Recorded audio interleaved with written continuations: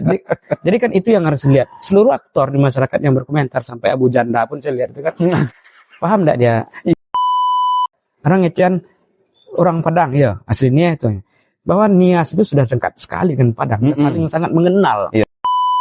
Indonesia kan majemuk pulaunya majemuk, adatnya majemuk, agamanya, perangainya majemuk lah. Paling banyak perangai majemuk itu kan samo jo menghargai Sultan punya bini. Iya betul. Kecik Sultan bini Sultan encak. Kecik Ambo bini Ambo encak. Mulai itu kalah bini Sultan tuh aja. Yo tuh doh aja. Nang kadikakok di negara aku kadang nih kok. Mbak mensejahterakan rakyat, memajukan pendidikan, tapi gara-gara itu tidak jadi kok kerajaan karena apa? Sibuk mengurus budaya orang, sibuk mau taati budaya orang, mengacau-ngacaukan budaya orang. Kusik ulayam hati-hati. Kalau kusik ulayam mah murahnya, diurut di tangan selesainya balik. Pauzana bisa menyelesaikan. Iya. Cabi.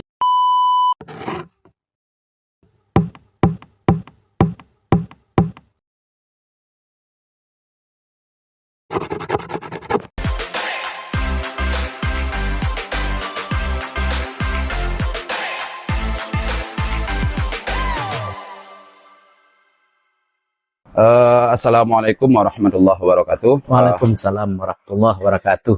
Dan sanak salut. Kini kami dari Saluak mendatangi kembali seperti biasa. Iko lah cando galih wabelok nama ko.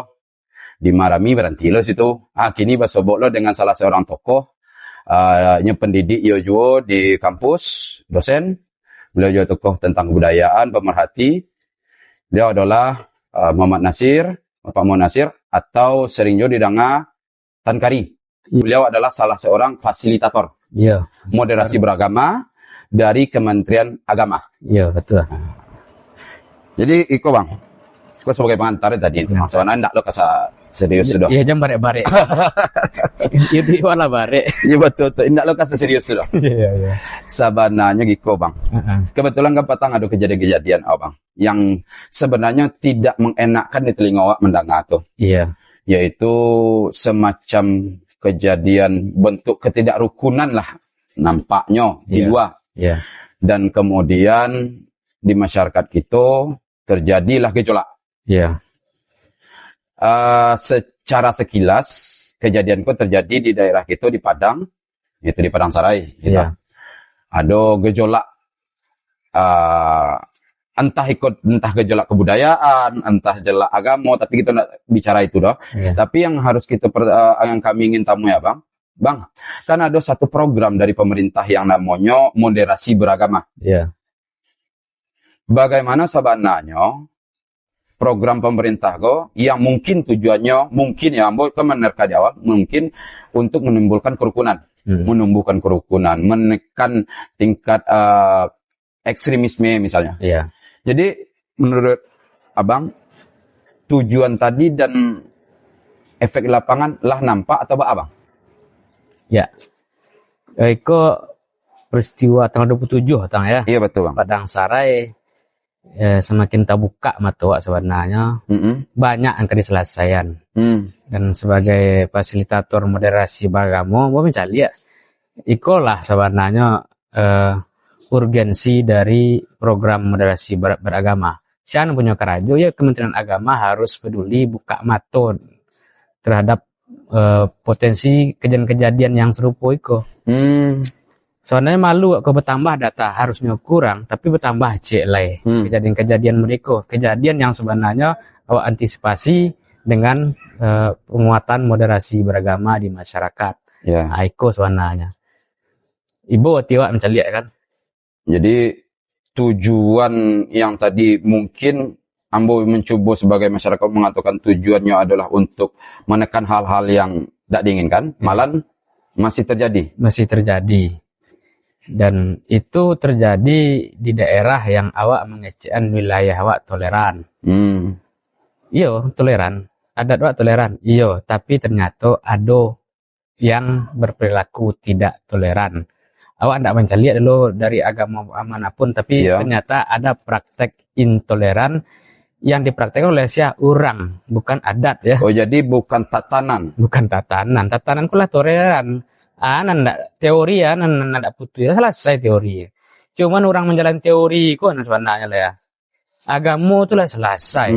Elok sado. Cuman ada aja orang yang terkait kuah. Oh, jadi bukan karena Iko ndak ada masalah dengan tatanan sistemnya. Ndak ada salah. Ya misalnya adat, budaya, tapi yang bermasalah hari itu sebenarnya tentang hak kecil ya, kecil tuh, cuman itu adalah manusianya. Ya, jadi memang awak harus mencari manusia awak kok memang perlu diurus elok-elok lah kan.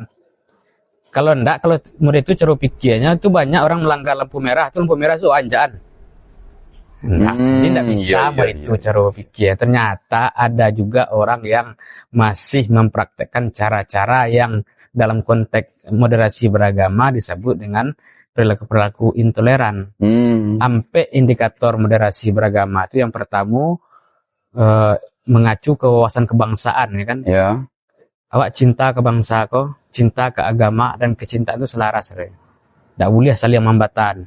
Awak cinta ke agama tapi bangsa kau tidak. Awak cinta bangsa agama tidak. Harus selaras. Itu indikator pertama. Apa yang menjadi pegangan awak di situ? Awak taat ke konstitusi. Apa aturan yang berlaku di negara kau bahwa awak bernegara harus Republik Indonesia itu awak pegang. Itulah awak lihat contoh orang-orang yang tidak suka jo negara Republik Indonesia yang awak sepakati. Itu indikator pertama. Kalau lah sepakat orang juga itulah indikator toleran moderat. Nomor satu moderasi pertama lah. Lewat dulu kok. Lewat. Rasanya tuh orang tuh cinta ke tanah air. Cinta ke agamanya selaras cinta ke tanah air. Itu yang pertama.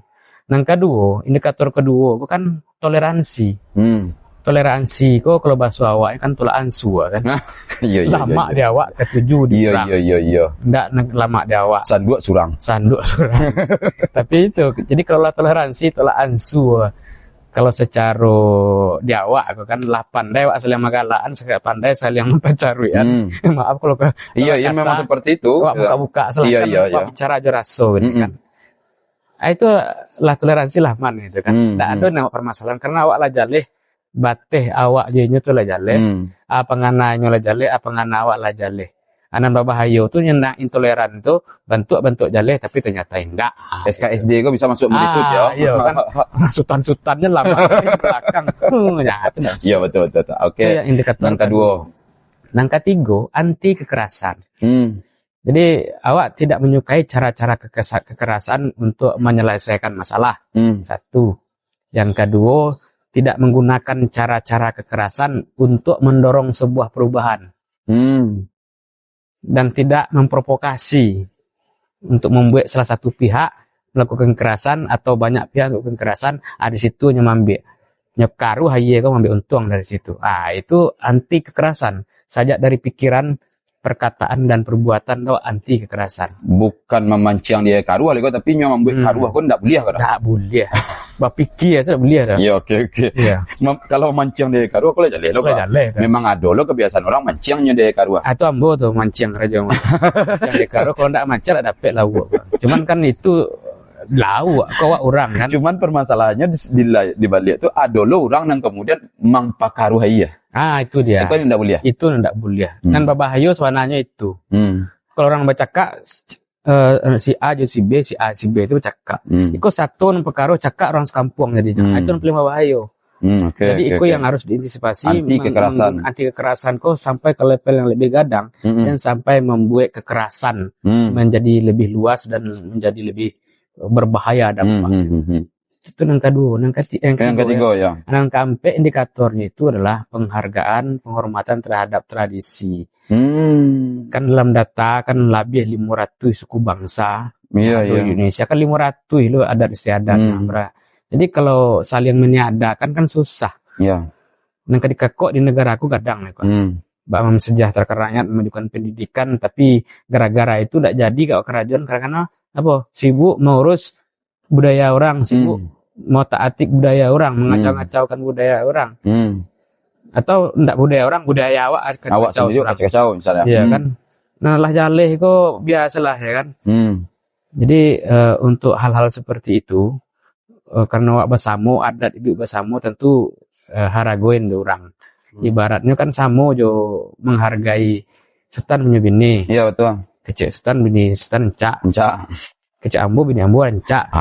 Itu kalah bini Sultan tuh aja. Yo tuh doh aja. Nah bini Sultan buruk aja. Buruk aja, enggak seperti itu. Enggak perlu. Jadi kan terima lah apa adonya, sukailah yang apa wak miliki, jalankan dan punya orang jangan harga dua. Nah, itunya menghargai tradisi. Dan secara umum sebenarnya moderasi beragama itu awak lah milik sado masing-masing raso awak lah punya standar untuk awak seorang. Tapi jangan dipason nang di awak ka orang. Ya. Nang di awak pakuai. Ya. Jadi moderasi beragama pun ndak ada hubungannya jo agama debat teologis gitu orang. Ndak. Ba cara matur awak sebagai umat beragama yang punya identitas agama masing-masing baik di KTP dalam diri awak. Apakah itu? Jangan dirusak identitas orang. Itu. Karena awak di satu tampek yang namanya Indonesia. Wah ini bersama. Indonesia kan majemuk pulaunya, majemuk adatnya, majemuk agamanya, perangainya majemuk lah. Paling banyak perangai majemuk itu kah rusak adat agama segala macam dek. Yang paling banyak kan yang diurus di agama sebenarnya manusianya. Iya. Berarti kalau kita rujuk cerita sebenarnya yang problem itu kan bukan lebih kepada tatanan sebenarnya, tapi sebenarnya tatanan itu secara alamiah lah ada sebenarnya lah bergerak. Bahkan tadi di dalam sistem moderasi beragama di kementerian yang di program kementerian itu kan lah dikatakan juga bahwa menjaga budaya itu pun penting, menghargainya. Bisa saja kita awak mengecek kan itu salah. Tapi secara budaya itu harus dijaga juga kejadiannya gitu. Karena bisa jadi tersinggung orang dengan itu. Maka sampai poin yang Bang sebut tadi, mencintai negara dan agamamu kalau disebut beragama. Kemudian tadi itu anti kekerasan. Sebelum anti kekerasan dan juga toleransi dan terakhir itu menghargai budaya. Itu kok poin utama dari moderasi itu sendiri. Yang tujuannya tadi kan kerukunan. Itu kerukunan. Sebenarnya urusan Kementerian Agama yang paling penting itu sebenarnya menjaga kerukunan. Itu yang bahwa moderasi beragama itu berangkat dari kesadaran kita itu beragam.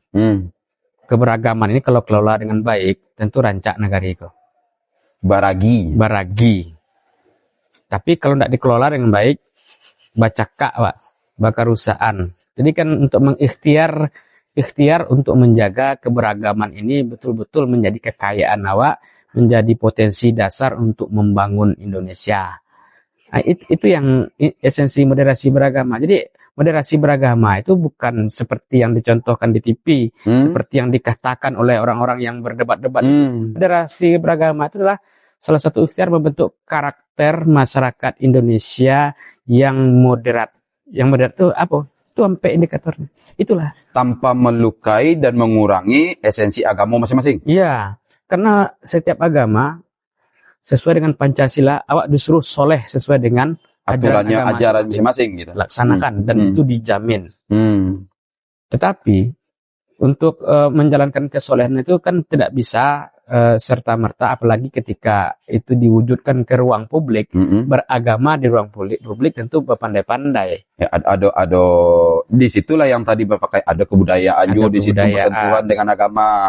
Ada juga nanti mungkin selain kebudayaan, mungkin ilmunya sendiri, lokasi itu sosial mereka itu akan ada penyesuaian. Tapi dalam artian bahwa agama tidak terganggu. Kalau masuk ke ruang lebih besar akan ada pertimbangan. Ada pertimbangan. Dan itu yang didorong dari sistem moderasi beragama. Betul. Ini kan awak punya HP, nak? Iya betul. Pesan kok sebelum awak baca kan, awak kirim pesan. Iya. Itu kan melalui proses moderasi dulu. Sebelum awak baca pesan itu kan. Ada proses sebenarnya. Awak pikir dulu sebelum bertindak. Iya. Nah, moderasi sebenarnya proses berpikir yang didorong kepada semua warga bangsa ke mengangur dulu sebelum mengecek, berpikir dulu sebelum bertindak. Tidak terburu-buru. Orang tuh hati-hati. Tadi abang mengecek kan, ada satu kearifan dari kalimat abang tadi, dan abang pun sebagai orang Minang, abang ambil sabit dengan galah abang tadi. Iya. Ada kearifannya. Yo sabalun mangece kunyah-kunyah dulu. Ya. Nah, gitu. Dan sebaliknya gitu. Alun tantu nan pai go kau pai usah diludahkan. Ya. Kok manih Jan dilulu aja. jan dilulu. Ya. Itu kan konsep-konsep yang besar, perlu aplikasi yang mungkin sangat lebih besar lagi. Ya. Karena istilah di Minang kok ke alam dikumpa kok digulung sagulung kuku gitu kan. Ya. Itu kan kalau dilepas, boom gitu kan, besar itu ranahnya. Maka pertanyaannya, ada enggak kekurangan atau kekurang pahaman masyarakat terhadap apa yang mereka miliki, apa yang punya terhadap implikasi hal-hal seperti ini? Enggak pahamnya misalnya tentang Minang secara utuh, tentang Islam secara utuh, tentang agama lain secara utuh, sehingga akibatnya seperti itu. Ada enggak? Ya, akibat itu? Kita ambil konsep secara umum ya. Iya. Pada hakikatnya orang tuh sudah saling mengenal kebudayaan masing-masing. Apalagi awak mengenal kebudayaan awak sendiri. Betul. Makanya moderasi berbicara tentang kesabaran dari itu. Orang luar Minang pasti tahu yang Minang itu seperti apa. Setidaknya covernya. Bahwa orang Minang itu memegang prinsip ya kan, pai nampak muko, pulang tampak punggung. Iya. Dan itu diulang-ulang di pertemuan FKUB, di pidato-pidato antar pemimpin agama, pidato-pidato pejabat pemerintah itu ulang. Bahwa semuanya harus lapor kan. Itu kan tahu secara konsep. Ada kearifannya, harus ada lapor. Ya. Tapi mungkin karena faktor-faktor tertentu itu diabaikan. Orang Minang juga begitu. Mungkin dia tahu bahwa bagaimana tamu harus diperlakukan. Kemudian bagaimana dia harus menghadapi peristiwa-peristiwa yang berpotensi konflik. Mungkin dia tahu caranya. Tapi ada faktor tertentu yang membuat dia terdorong melakukan hal-hal seperti itu. Lalu apakah persoalannya terletak pada konsep-konsep ideal yang sudah dipikirkan secara bersama-sama, dipahami secara bersama-sama, atau perilaku-perilaku individu masyarakat kita yang saat sekarang ini mudah tersulut. Dalam konteks peristiwa itu kan tidak bisa melihat satu pihak. Tidak bisa satu sisi. Gitu. Kalaupun satu sisi yang terlanjur, yang satu sisi bisa bertahan. Kalau yang terjadi itu kadang-kadang kan saling benturan itu kan ada dorongan timbal balik gitu. Dorongan timbal balik. Kalau tidak eskalasi kekerasan, kalau satu pihak bertahan atau bahkan mundur tidak akan apa. Apalagi watak orang Minang itu kalau orang lain menyandang tidak mau ada kan? Enggak. Nah, begitu juga orang-orang yang sudah merasa menyandar, dia tidak akan berpikir untuk melakukan serangan yang tiba-tiba. Misalnya sama dengan film kungfu kan juga begitu. Udah tahu dia dikalahkan udah beberapa kali, udah sampai di sini, tapi udah 3 kali dia paham kan. Dia tidak akan mencari cara curang untuk membalas. Jadi kan konsep-konsep kebudayaan itu sifatnya sebenarnya universal. Cara menyampaikannya berbeda-beda. Di Minang, Takaiko. Iya, betul. Mungkin karena saya orang kebudayaan. betul. Mungkin kebanyakan hasil riset pembacaan saya dengan peristiwa yang kemarin itu kan orang Nieh. Iya. Orang Nieh itu di Padang lah tahu, bahkan orang ngecehan orang Padang, ya asli Nieh itu. Bahwa Nias itu sudah dekat sekali dengan Padang, saling sangat mengenal. Iya, seharusnya tidak ada masalah. Ada masalah. Berarti secara konsep sebenarnya tidak ada masalah, tapi ada praktek-praktek yang membuat kenapa ini pertanyaannya ini. Dan itu tadi Bang menyebut sebenarnya orangnya, manusianya. Dan bisa saja goncangan itu terjadi karena ketidakpahaman secara penuh. Maksudnya gitu kan? Bang. Kini kan setiap kita itu kan punya otoritas dan otorisasi terhadap apa yang kita miliki. Baju ambo itu tidak akan mungkin abang memakainya. Laman jangan diukur baju awak baju orang kan istilah bahasa Minangnya. Namun di titik ketika nyo tidak menguasai sistem dan inyo menguasai kulit saja, seperti atu manggih nan hitam tuh tanpa mengetahui bahwa manggih itu putih dalamnya, tidak ada pendalaman lebih dalam. Akibatnya kan ada pendangkalan terhadap pemahaman. Apakah moderasi di dalam sistemnya pun ada menegaskan tidak untuk ketika harus menjaga budaya itu harus pendalaman juga terhadap budaya? Kan menjaga tadi kan, di bagian terakhir. Ada enggak pendalaman terhadap menjaga budaya itu dengan mendalam budaya? Itu hanya salah satu. Konsepnya begini, kalau orang sudah paham, dia tidak akan pernah mau untuk melakukan buka manggih itu juga gigi karena mau. Iya kan, kecuali ada maksud-maksud tertentu. Betul, buka manggih juga gigi. Iya, itu maka moderasi beragama tidak bicara tentang konsep. Orang telah dianggap tahu seluruhnya. Di posisi mereka udah paham. Udah paham itu. Cuma persoalan kenapa dilakukan itu. Maka kita berlatih. Apa sebab? Ya. Apa sih maksud lo kayak anak gini kan? Maksud lo ya kan. Jadi itu makanya apa yang tampak di permukaan kemarin itu kaji lebih dalam. Ke struktur lapisan di bawahnya. Sebenarnya. Oke. Apa sih penyebabnya? Kalau di moderasi beragama itu dipopulerkan penggunaan analisis gunung es atau iceberg analysis. Iya, betul. Untuk mengurai persoalan. Iya. Lapisan atas itu namanya event peristiwa yang nampak di luar. Tapi kita tidak bisa melihat itu sebagai apa namanya? Karena di gunung es. Gunung es. Lapisan bawahnya ada namanya perilaku yang umum, ya kan, pattern of behavior, polanya bisa dikenal. Sebelum orang menyerang, mungkin bisa periksa kan, ada nggak indikasi-indikasi lain, ya kan, saling ejek ya, atau udah sekian lama begini-begini, jadi trennya membentuk peristiwa. Di bawah, lapisan bawahnya kita lihat struktur, jangan-jangan penyebabnya apakah regulasi pemerintah? Apakah adat? Atau memang ada budaya populer yang diglobalisasi menciptakan budaya baru? Ini kan rumah-rumah gua datang ke sini gini. Kan itu kan hal-hal yang kayak tadi kata Bang, harus lapor, harus saling menyapa, saling ikut. Tidak ada lagi. Biasnya. Bias. Jadi kan jangan-jangan sebabnya itu kalau di pemerintah misalnya kan, pemerintah mestinya sadar semakin urban orang pasti akan majemuk. Ada gula, ada samui. Betul. Di Padang ada pekerjaan. Karena butuh uang, itu orang kok sebenarnya waktu awal tidak membawa identitas apa-apa. Mau dia etnis Jawa, Minang, Batak, Sunda, yang dibutuhkan uang. Di Padang ada pekerjaan. Dan mereka datang di situ. Demi hidup. Kemudian sampai di sini tentu mereka akan berinteraksi dengan masyarakat. Mereka butuh tempat tinggal. Sampai tinggal kampung, kalau diisi orang kampung asli. Betul. Masuk perumahan-perumahan. Nah, pemerintah masih kan memprediksi itu dari awal. Bahwa kota kita akan semakin lama akan semakin multikultural. Ada enggak antisipasi di awal? Panggil developer. Ini yang tinggal di sini siapa saja, orang se-Indonesia Raya kan, agamanya beda kan. Nah, ini coba perhatikan bagaimana menyediakan. Nah, kan misalnya. Oke, berarti Abang mengatakan Iko sebenarnya Iko.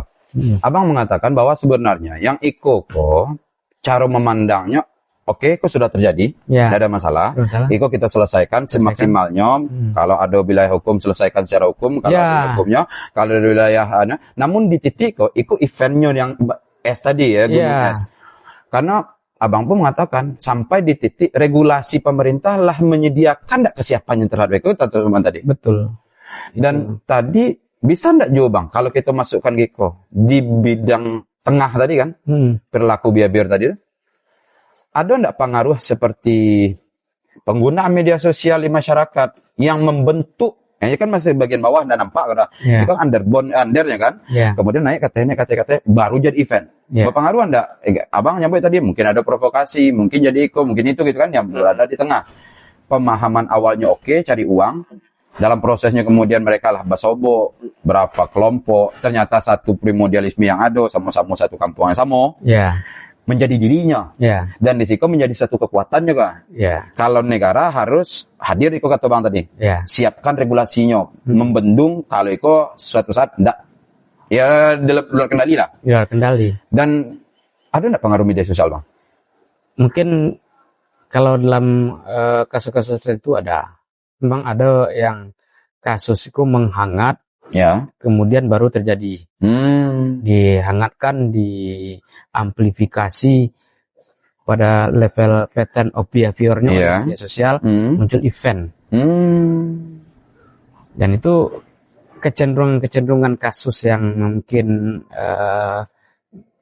berulang itu selalu dipicu oleh penggunaan media sosial. Tapi untuk Padang Sarai kita kan tidak melihat gejala-gejala awalnya, dan begitu tiba-tiba plak terjadi yang seperti itu. Meskipun Giko Bang, sebenarnya kan di media sosial beberapa waktu belakang itu kan ada perdebatan juga sebenarnya. Ya. Tidak bisa kita pungkiri juga kan. Ya. Perdebatan terjadi, namun apakah dia terhubung atau tidak, kita kan tidak bisa menghubung-hubungkan. Ya. Tapi pendangkalan terhadap behavior tadi kan terjadi juga kemudian di dunia media. Ya. Seharusnya mereka seakan-akan hari itu mengerti tentang sesuatu, tapi hanya mengerti kulit tadi kan. Ya. Sehingga pattern of behavior-nya itu tidak lagi kokoh. Dan ditopang lain bidang bawah tadi regulasi tidak kuat. Ya. Otomatis eventnya jadi. Ya. Gitu. Jadi itulah persoalan kalau media yang media online yang memang terverifikasi oleh Dewan Pers, mereka mengerti. Ada satu jenis yang namanya jurnalisme damai. Ya, oke. Orientasinya itu bagaimana mendinginkan suasana, bukan clickbait cari uang. Iya. Tetapi ternyata ada juga yang kita sayangkan, media-media yang nggak ngerti gitu ya. Kalau saya curigai itu sumber daya yang jadi jurnalis itu tidak ngerti dengan dunia jurnalistik, tidak ngerti Indonesia, itu persoalannya kan. Bahwa tidak semua berita, tidak semua peristiwa menjadi berita. Ada pertimbangan-pertimbangan lain yang mereka harus jaga, misalnya menjaga persatuan, menjaga Indonesia agar tidak pecah. Kasus harus diselesaikan. Karena level kasus itu kan macam-macam skalanya itu kan. Kalau di Minang itu kan ada yang memang kusuk sarang tempuh api. Kalau tidak selesai mana kusuk tidak selesai gitu kan. Tapi kalaupun kasus kusuk sarang tempuh, baru api menyelesaikan. Jadi wartawan media harus mengerti itu. Mengurainya ya. Oh, itu kusuk bulayam, hati-hati. Kalau kusuk bulayam mah murahnya, diurut di tangan selesainya balik. Pauzana bisa menyelesaikan. Iya. Cabi sipulu ayam. Nah, kan. Jadi kan itu yang harus dilihat. Seluruh aktor di masyarakat yang berkomentar, sampai Abu Janda pun saya lihat itu kan. Paham enggak dia? Itu terlalu jauh mengomentari hal yang Inyo sendiri tidak paham otoritas wilayah, Pak. Makanya perlu verifikasi. Semua peristiwa harus diurai dengan analisis sosial gunung es. Salah satu alat yang paling mudah dilakukan oleh siapapun. Apalagi selevel tokoh misalnya. Tatakannya harus pasti. Tatakan regulasi. Ya. Naik di tahap 2. Nah, cuman yang paling bawah itu. Tatakan regulasi. Yang paling bawah dari gunung es yang paling bahaya adalah mental model. Ada lagi di bawah mental model. Emang itu dia. Mental model itu yang jadi persoalan. Itu yang menjadi stigma cara berpikir, paradigma berpikir. Orang-orang seperti apa yang melakukan hal seperti itu, ya kan? Bisa diukur. Kan yang melakukan itu bukan orang selevel Gus Rizal Gazahar. Oh, kan? Tidak. Tidak selevel siapa tokoh agama lain ada di sini. Itu kan level masyarakat biasa yang memang butuh diedukasi, butuh dibimbing. Butuh pengayoman. Pertanyaannya kemana mereka selama ini, gitu kan? Satu. Kemudian yang kedua, kalau batasi kasus itu di Padang Sarai itu kan. Coba bayangkan kalau FKUB mengatakan ada kesalahpahaman. Konsep kesalahpahaman itu semua sudah sama-sama paham. Tapi pada waktu tertentu terjadi miskomunikasi, jadi salah paham. Itu level pertama. Level kedua, salah paham itu yang satu paham, yang satu tidak paham. Nah, jadi kan kalau terjadi kesalahpahaman berarti intensitas komunikasi antar para pihak sebenarnya sudah terjadi. Tetapi kemudian meleset pada momen tertentu. Atau kemarin dilakukan oleh katanya pemuda, kan? Kira-kira pemimpin rumah doa itu sudah berbicara enggak dengan pemuda? Kalau sudah masih terjadi, itu bukan salah paham, tapi salah same. Ya kan? Iya, paham. Jadi ini yang perlu kita lihat. Jangan FKUB kita sayangkan juga, jangan terburu-buru. Jangan terburu-buru menyimpulkan. Karena kan itu satu hari kejadian belum sudah langsung disimpulkan. Okay. Berikan ruang bernapas kepada orang untuk menganalisa dengan pelan-pelan. Itu yang moderasi. Pesan Anda sedang dimoderasi, artinya apa? Sedang diolah oleh sistem kan? Oke. Nah, jadi yang moderasi itu mengubah cara berpikir kita. Jangan telan mentah-mentah, olah dulu baru. Itu moderasi beragama. Jadi bisa disimpulkan Bang, sebenarnya kan belum selesai. Kita akan cari JFKUB nanti, konfirmasi. Tapi intinya bahwa Bang mengatakan moderasi hadir untuk membantu menghentaskan itu dari lebih awal. Tapi tidak tahulah apa penyebabnya, yang kita cari. Dan kesimpulannya, salah paham bukan karena tidak saling paham. Tapi yang pasti salah paham yang lebih menakutkan itu ketika nyalah paham dan dibuatnya salah terhadap pemahaman itu. Itu jangan sampai terjadi harapan kita itu. Jangan ada yang bermain di balik kain sarung gitu. Mungkin itulah Bang. Terima kasih Bang waktu Abang. Ya mudah-mudahan Iko jadi rujukan awal pembicaraan kita ke depannya. Kami dari Selekasi kepada kita Dunsana, baik di kampung, di rantau, sebenarnya itu tidak masalah besar. Bukan mengecil-ngecilkan, tapi kita lah punya aturannya sendiri. Bagi yang di luar, yang tidak paham, jangan terlalu banyak ikut campur dulu. Cari informasi lebih kuat. Bahkan kami pun di dalam kini pun berusaha untuk mencari informasi lebih kuat sehingga mengevaluasi. Dan mencari dan mengurai benang kusut kok. Karena apakah itu benar kusut atau tidak, atau memang disengaja dikusut-kusutkan.